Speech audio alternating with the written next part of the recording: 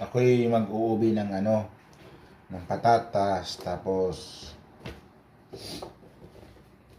kamote, lalagyan ko ng sininsaay, bawang, tapos lalagyan ko ng paminta na buo.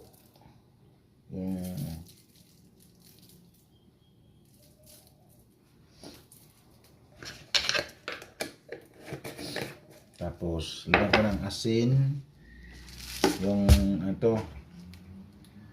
bilog-bilog, asin, malalaki.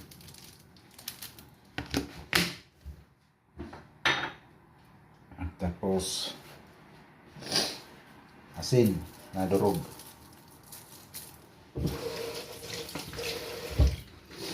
Tapos itong manok, ang manok na ito, nilagay ko ng bigas. Bigas siya na hilaw, hindi niluto. Tapos cilantro, tapos tutusukin mo para hindi lumuwa. Ganyan.